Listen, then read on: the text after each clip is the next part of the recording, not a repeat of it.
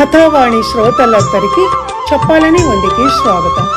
నేను డాక్టర్ శ్రీమతి కొఠారి వాణి చలపతిరావుని. ఈనాటి మన ఆసక్తికరమైన వ్యక్తి సంబంధి సమాజ సంబంధి సబ్జెక్ట్ పేరు వ్యక్తి ప్రాధాన్యత.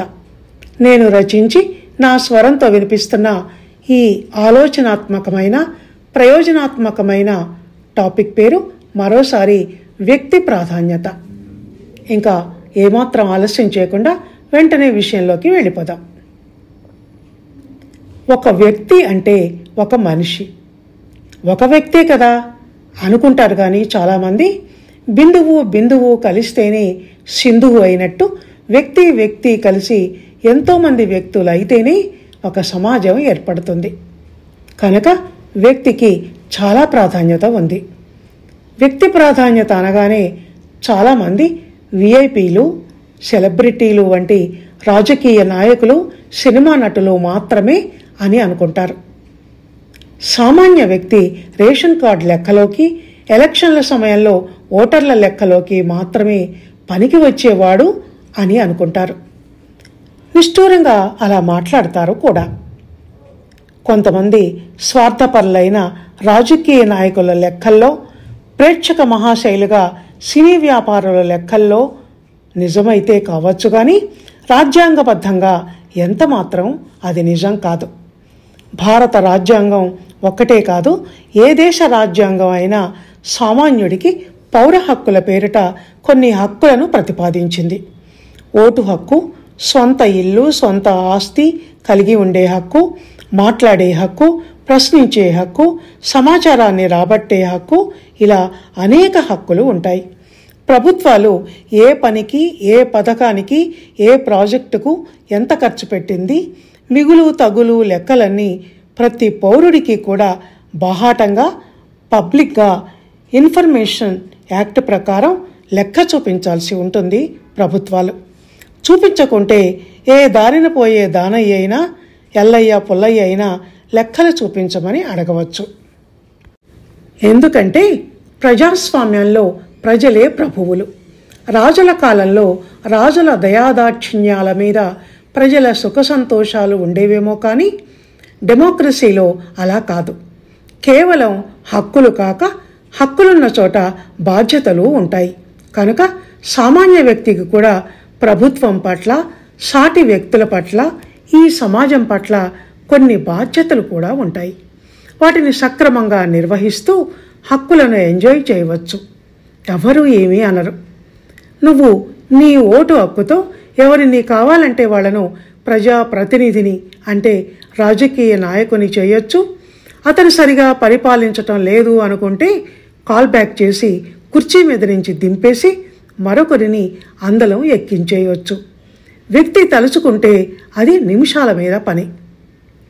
ఆ విషయం అలా ఉంచితే ప్రజల చేత ఎన్నుకోబడిన నాయకులకు అంటే ప్రభుత్వాలకు తన నియోజకవర్గంలోని లేక తన రాష్ట్రంలోని, దేశంలోని ప్రతి వ్యక్తి ముఖ్యుడే.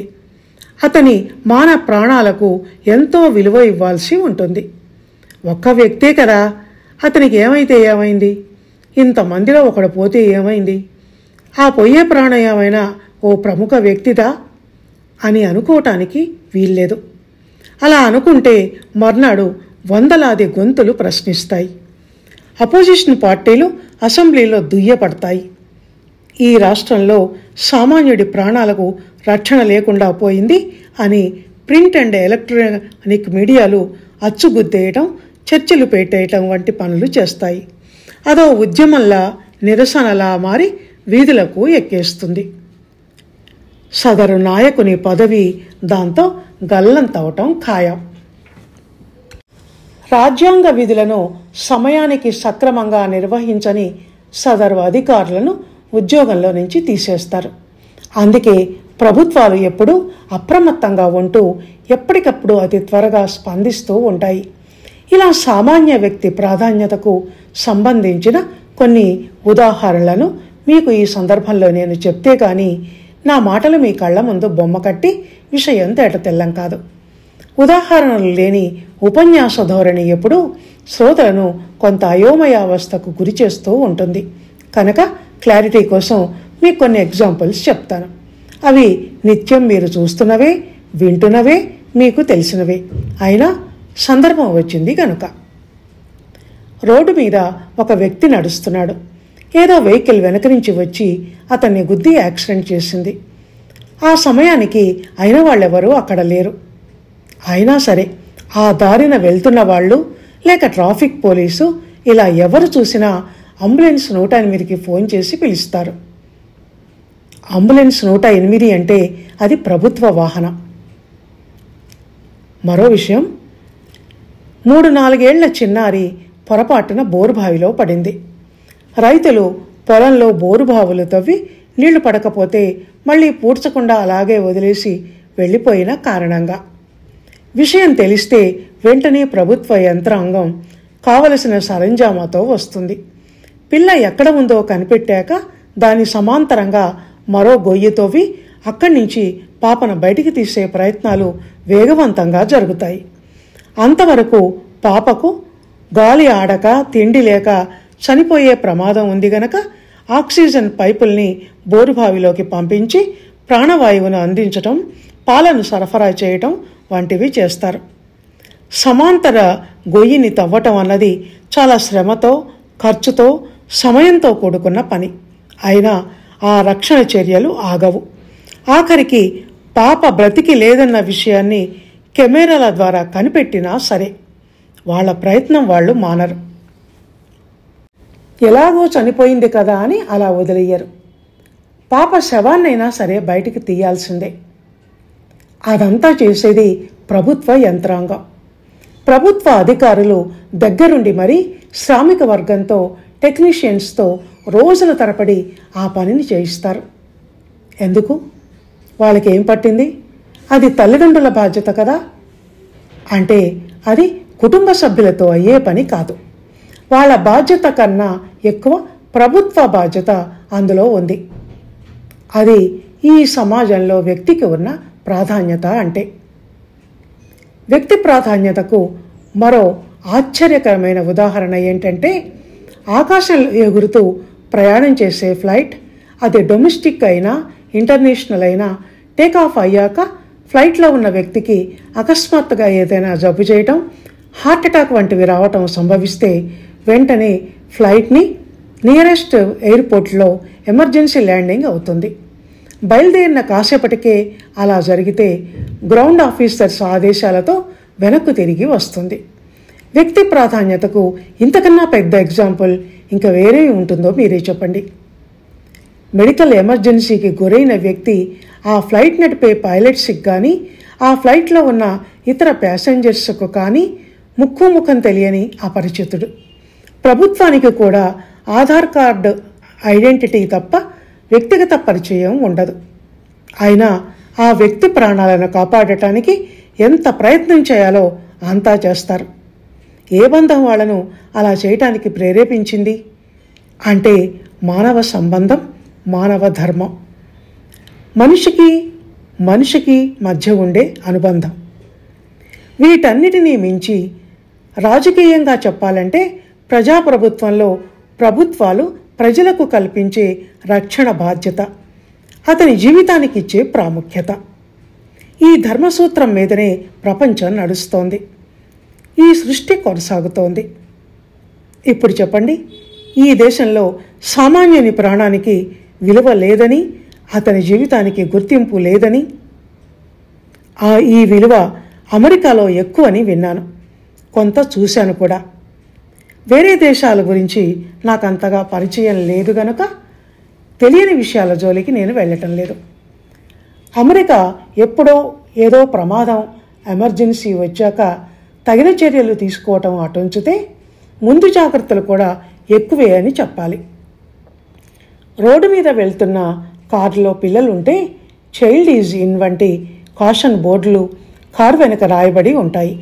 రోడ్డు దాటే పాదచారుల విషయంలో వాహన చోదకులు చాలా మర్యాదగా వ్యక్తి అంత దూరంలో ఉండగానే కారు స్లో చేసి ఆపి వ్యక్తి వెళ్ళాక వీళ్ళు వెళ్తారు. కార్లలో ప్రమాద సమయంలో రక్షణ కోసం ఏర్పాటు చేసిన బెలూన్ ఓపెన్ వంటివి చాలా ఉంటాయి. మోటార్ వెహికల్స్ డ్రైవింగ్ విషయంలో రూల్స్ చాలా స్ట్రిక్ట్గా ఉంటాయి. అందుల కోసం ఫిజికల్లీ ఛాలెంజ్డ్ పీపుల్ కోసం మాల్స్లో, రెస్టారెంట్స్లో వీల్ చైర్స్, ఎలివేటర్, ఎక్స్లేటర్ సౌకర్యాలు అడుగడుగుకు ఉంటాయి. వీల్ చైర్లో వచ్చి షాపింగ్ చేసే వాళ్ళ కోసం బస్సుల్లో, షాప్స్లో ప్రత్యేక ద్వారాలు, ర్యాంపులు వంటివి ఉంటాయి. ర్యాక్స్ అన్నీ నేలబారున ఉండి వాళ్ళ చేతికి అందేలా ఉంటాయి. దాంతో వాళ్లకు వాళ్ళలోని లోపాలు కంటికి, మనసుకు కూడా కనిపించనంత నలుసులుగా మారిపోతాయి. శారీరకంగా, మానసికంగా వాళ్లకు వ్యాయామం, ప్రశాంతత లభించటానికి అనువైన సౌకర్యాలన్నీ అక్కడ ఉంటాయి. ఇది ఇలా ఉంచితే ఇక అనుకోకుండా వచ్చే హార్ట్ అటాక్ వంటి అకస్మాత్ జబ్బులు, ఫైర్ యాక్సిడెంట్స్, రోడ్ యాక్సిడెంట్స్ వీటికి ఒక్క ఫోన్ కాల్ చేస్తే చాలు. ఎమర్జెన్సీకి అవసరమయ్యే సరంజామాతో మెడికల్, ఫైర్ సిబ్బంది, పోలీస్ సిబ్బంది ఆగమేఘాల మీద దిగబడిపోతారు. అవసరమైన చోట పేషెంట్ను తరలించడానికి హెలికాప్టర్లు కూడా గాలిలో ఎగురుతూ వచ్చి వాళ్ళ ముందు వాలిపోతాయి. అదంతా చూస్తుంటే ఆశ్చర్యం వేస్తుంది మనకు. సామాన్యుడు, అతను స్వదేశీయుడు అయినా, విదేశీయుడు అయినా, ఏ జాతి వాడైనా, ఏ వయసు వాడైనా ఎమర్జెన్సీ సేవలు వాళ్లకు అందాల్సిందే. నేరస్తుల నుంచి రక్షణ కూడా అలాగే ఉంటుంది. కథావాణి శ్రోతలు, ఇదంతా వింటుంటే మీకేమనిపిస్తోంది?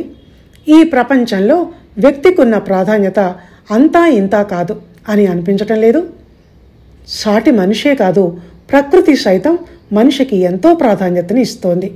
ఎలా అంటే, జీవరాశులన్నింటిలోకి మనిషి అరుదైనవాడు.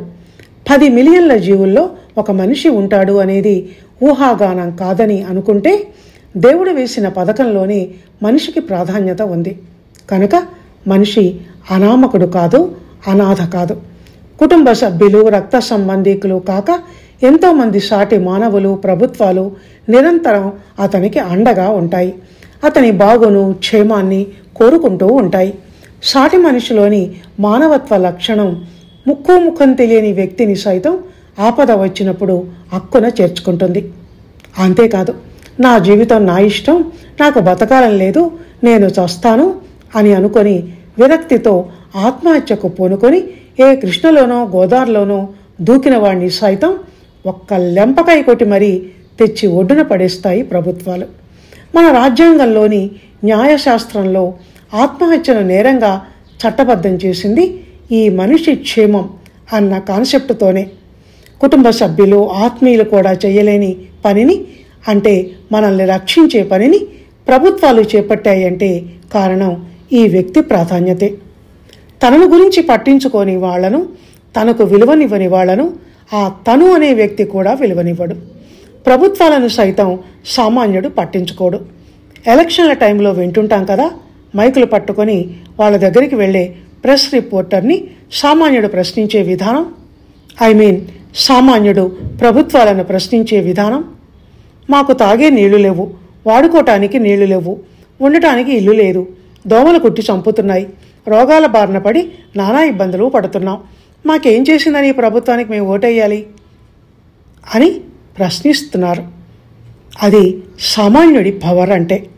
అది సామాన్యుడు ముందు తనకు తాను ప్రాధాన్యతను ఇచ్చుకొని అవతలివాడు తనకు ప్రాధాన్యతను ఇచ్చేలా చేసుకునే విధానం అంటే అని చెప్తూ ఇంతటితో ఈనాటి నా ఈ చెప్పాలని ఉంది వీడియోని ముగిస్తున్నాను. ఇది కనుక మీకు నచ్చినట్టయితే లైక్ చేయండి, షేర్ చేయండి, కామెంట్ చేయండి. మళ్ళీ వచ్చే వారం మరో మంచి వీడియోతో కలుసుకుందాం. అందాక సెలవు.